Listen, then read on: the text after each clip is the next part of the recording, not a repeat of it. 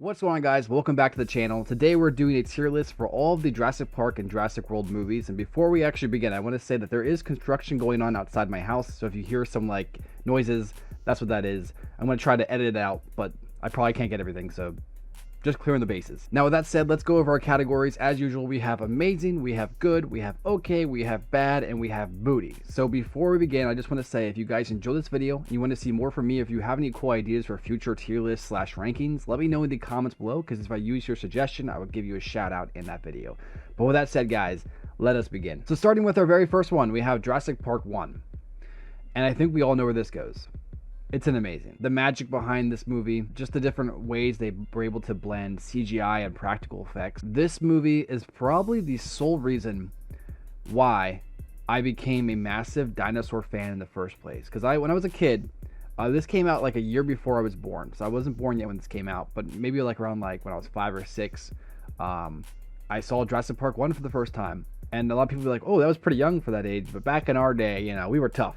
We were tough kids. That's what we did. And because of this movie, I became a massive fan of dinosaurs. While a lot of other kids around my age would watch Jurassic Park and be scared, I was like just completely blown away. Not just by like the special effects, but also just because of how magic this movie is. And it's the thing is, like, every so often, and it comes like maybe once or twice a generation, and as far as like movies go, there's like a movie that comes out and it's just like magical, and it has something about it that, you know, it's like an instant classic and it's going to be remembered as such. And Jurassic Park is one of those movies. And that's one of the things you'll probably hear if you watch other people's reviews for Jurassic Park 1 or rankings, or when they're talking about this movie, is that it has a special magic about it that the sequels were never able to recapture. Now, I'm going to be talking about the sequels later and why I think that the sequels get more hate because they don't have the magic of the first one. But I'm going to say this. It's amazing. And it deserves to be an amazing. And I think that if it's not an amazing in your list, it needs to at least be in good. But that's just my perspective. I just don't think you could put this in okay or lower. You know, if it's in okay or lower, your list is wrong. You need to rethink your life. That's just how it is. Sorry. Now for our first sequel, we have The Lost World Jurassic Park. And I'm going to put this one in okay. I could see an argument for people who think it's good. I also understand an argument for people who think it's bad. When I was a kid, I actually think I did like The Lost World more than Jurassic Park. I mean, Jurassic Park was the one that got me into dinosaurs, and then The Lost World was like, whoa, there's 2 T-Rexes? Whoa! And so, based on kid logic, 2 T-Rexes is better than 1 T-Rex, so therefore, The Lost World was a better movie in my opinion. Now, of course, as I got older, and I'd like to think I got smarter, I'm a writer myself. I understand, you know, story elements. I understand character arcs. I just understand everything better. At least, I like to think I do. Jurassic Park overall is the more solid movie. And The Lost World feels like it was trying to aim for that magic I talked about earlier, but it missed the mark. Now, I will give the premise of the story some props, because I feel like what would be the natural progression to Jurassic Park 1 would probably be what The Lost World had in it. So I think they did a good job with that. It wasn't like too out of the ordinary compared to the first one, but I definitely think this movie tried to juggle more. And unfortunately, I do think one of the biggest hindrances is Ian Malcolm being the main character. Now, real quick, before you go attacking me in the comments, I love Jeff Goldblum. I love Ian Malcolm. But Ian Malcolm was always more supposed to be like the dashing hero. He's supposed to be our Han Solo of the story. And that's what makes like Jurassic Park 1 work so well. And Sam Neill, he was our Luke Skywalker. He was the everyman. We could just put ourselves into his shoes, and then of course he reacts to all these situations with us. Like, we're kind of reacting together. We are Sam Neill in Jurassic Park 1. So then The Lost World comes along. And Ian Malcolm is toned down from the first Jurassic Park movie. But his character was good because of what he was in Jurassic Park 1. So I just found it an interesting choice, and I think that was because of Michael Crichton. He wrote the book at the same time while Steven was making the movie, right? So Michael's story was including Ian, and so he was like, okay, well then that's how I'll make my main character too. And like I said, I love Ian Malcolm. I just don't think he was the lead role. You know what I mean? And then you have Vince Vaughn's character. His name's like Nick something. He seems pretty chill. I don't really not like him. He's just kind of there. And then you have Sarah, who seems pretty capable, but she's not really a replacement for Ellie, or even she's not really like our Leia-esque character like Ellie was. Oh yeah, and then there's the other guy. Was it Eddie? Ooh yeah. Eddie is a champ. Like, he sacrificed himself to save all of them. He did not deserve that death that he got from those two T-Rexes, but hey, that's the way it is. But the trio of Alan, Malcolm, and Ellie compared to Malcolm, Sarah, and I guess you could say Nick would be the third guy in the trio there. It doesn't compare. And not by the acting. I think like every actor in this series is doing a great job with what they are presented with. But you can just feel like the chemistry just isn't there. And I think that's the big reason. You effectively took our Luke Skywalker, our Leia, and our Han. You took out Luke and Leia. You then put Han in the main character role. And then you gave, I guess you could say Nick is kind of like the Han of this story, the new dashing hero. And so he would be the dashing hero now. And then you did like an alternative to Leia, which isn't like as good. So the movie itself is less inviting, and I think as far as the story goes, it's just very chaotic and messy. And I think that's probably just the best place to put it. It's okay. A lot of people don't like the final Godzilla reference with the T-Rex running around San Francisco. I actually like that. Or wait, San Diego. He runs around San Diego. I actually like that scene. I know a lot of people hate it.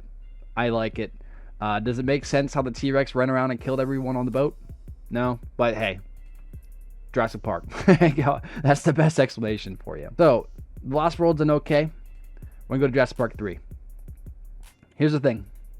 When I was a kid, I actually really liked Jurassic Park 3. But, as time went on, I think it's just okay. And I'm going to put it a little bit behind The Lost World. I'd understand the argument for bad, though, for this one. Because effectively what this movie is a slasher flick. Think about a movie where Jason is chasing after our heroes. And they're running around doing these different things, getting to different events, whatever. But Jason is like always like right behind them. Replace Jason with the Spinosaurus and put our heroes on the dinosaur island. There you go. You have Jason Park. Jurassic Park? Did I just come up with a crazy idea for a future movie?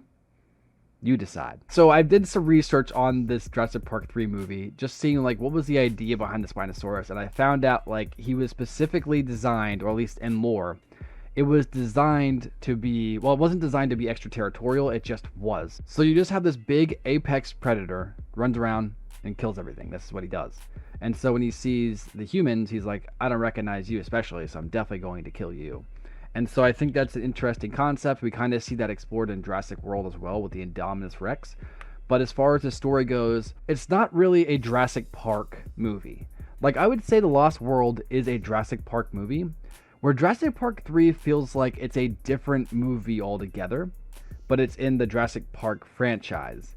So, like, Jurassic Park 3 is a bad Jurassic Park movie, but if we're talking about being entertained, I think Jurassic Park 3 has a lot of entertainment value. So I'd understand the argument for bad. I might even understand the argument for good.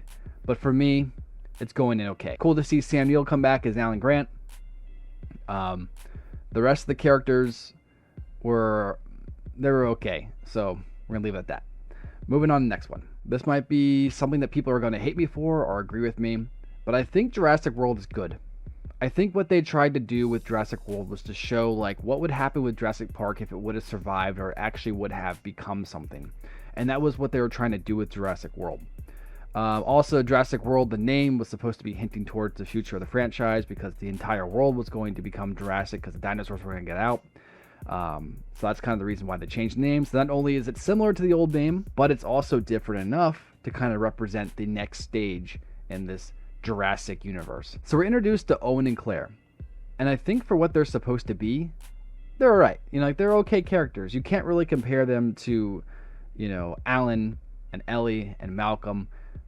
They're not nearly as good of characters as them. But for what Owen and Claire represent in the story, they work. I think they're fine. I actually like the kid actors in this too. I think like you could make an argument that a lot of the kid actors in these movies are annoying. I personally think they all did a great job throughout all these movies, but you could make an argument that all the kid actors were rough in their roles. But for me, I actually like the brother dynamic between Gray and his brother.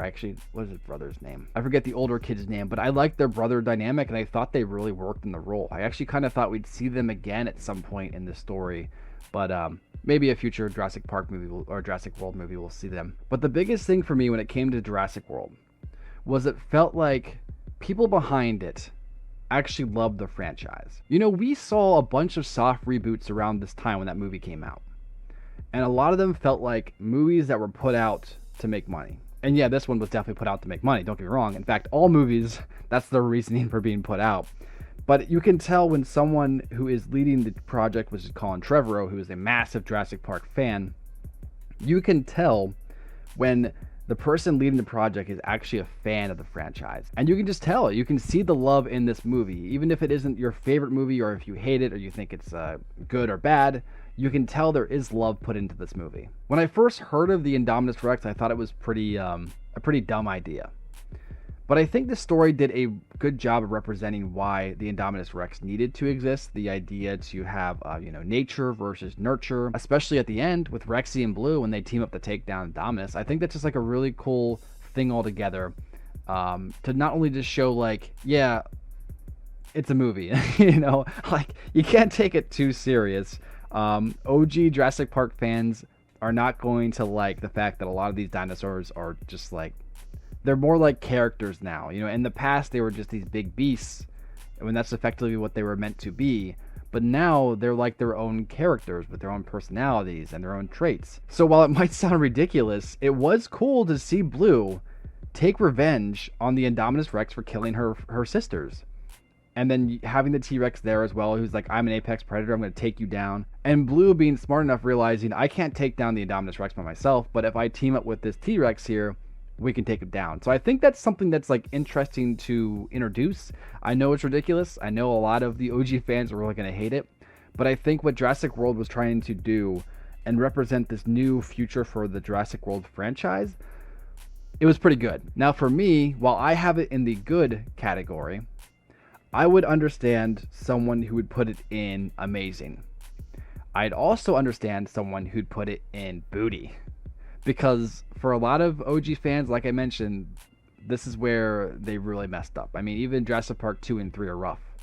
But like Jurassic World, for a lot of people, that was like they're done. But for others, Jurassic World 1 was where the franchise woke up again. So I guess it's up to whatever you think. But for me, I think it's in good. Now, moving on to Jurassic World Fallen Kingdom. And I'm going to put this one in low okay. I think it is probably the weakest out of all the Jurassic Park and World movies. I would understand if maybe you put Jurassic Park 3 behind it, but I just think Fallen Kingdom by itself feels like a very weird like side plot, and it felt like it was trying to set up this future of what Jurassic World Dominion was supposed to be, and then it kind of just didn't go that way at all. They introduced the Indoraptor, which I kind of thought was like, okay, like I let that one slide. It was fine. And then, the idea of weaponizing raptors, we kind of heard that hinted towards in Jurassic World 1. And then Jurassic World Fallen Kingdom, they're like, okay, no, we're really going to, push the envelope with that. There's a lot of weird plot elements in this where, like, the island of Isla Nublar is blowing up because there's a volcano on it. But it's like, man, they put a lot of money into that island. And then it went boom. And no one ever thought to maybe do research on that volcano before putting billions of dollars into it. It doesn't really make sense to do that. But yeah, it's a rough movie. I'd understand if you put this one in bad, or if this was your least favorite Jurassic Park / World movie. The first time I saw it, I thought it was like bad, and then I watched it again recently, and I think it's more okay. So because of that, it's low okay. But like I said, I'd understand if you put this one in booty. All right, now for the new one, Jurassic World Dominion. I'm gonna put this one in high okay. I think it's probably the best out of the okay ones. And I might get some flack for this, but I think Dominion was the first Jurassic Park / World sequel that actually realized it was a Jurassic Park sequel. Ever since Jurassic Park came out, the OG fans have always been complaining about how the sequels are always worse. It's because they're never going to be able to capture that magic. But if you sit back and you let Jurassic World be its thing, and you just go to be entertained, Jurassic World Dominion is actually a really fun film. I would put it in good, if we're just talking about entertainment factor. But because this is a Jurassic Park / Jurassic World ranking against each other, it's just a high okay for me. I still think Jurassic World 1 is better than Jurassic World Dominion, but I went into this movie not really knowing what to expect because I was kind of let down by Fallen Kingdom.